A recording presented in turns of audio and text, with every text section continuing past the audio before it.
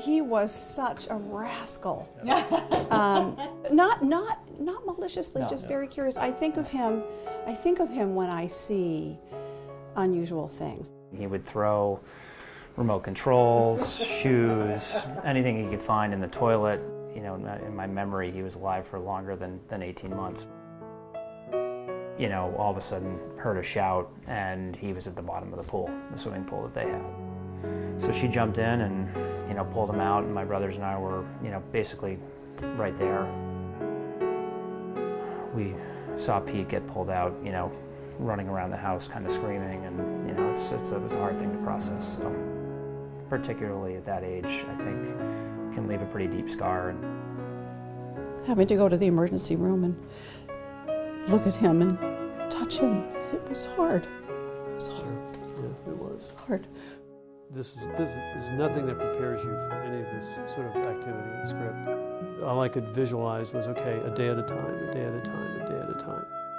So I worried that Tim might shoulder more burden than he needed to.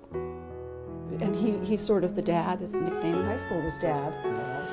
But I was worried he would feel guilty, because kids do that. They think it's their fault. We got to do something. We need to find some help fast, because I know talking and sharing is the way you surmount this horrible grief.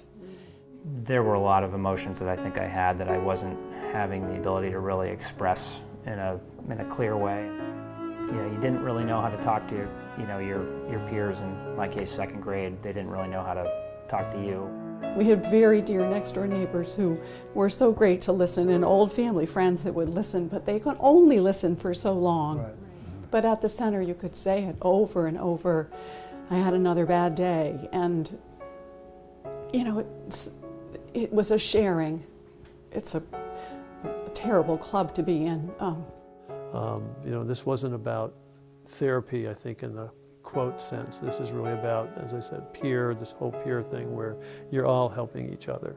But I remember at first really not wanting to go, and also just the thought of having to relive this experience potentially kind of over and over was a little frightening.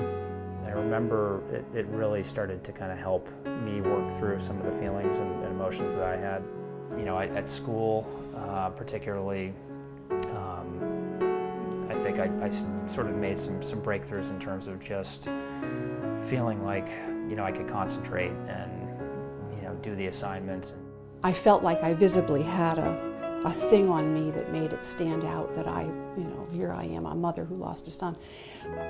And over time, that feeling goes away, and you learn how to take it in a package that's small enough to carry, that doesn't weigh you down. It's not the thing that identifies me anymore. It's just something very terrible that happened, and it made me better. And also going through it with other kids, I think do help, because at the end of the day you realize that unfortunately, you know, loss is a part of life. Cannot believe how helpful it is. Yeah. It was, still is. Yeah. So, you know, picture the guilt that I'm carrying, and to a certain extent, you know, the anger that Annie can carry about, you know, if there'd been a fence there, this would not have happened. This is an avoidable event. Because if it hadn't been there, I mean, we would be trying to talk ourselves through this, and I just think it's way too big it wasn't a 600-pound gorilla in the room. It was a 2-ton boulder that was in the room. I just knew that we had to stay together to try to keep the kids going. And then we found that we helped each other go. Mm-hmm. So. And here we are. Still, and here we are. Yeah, talking about it almost, 30 years later. Yeah.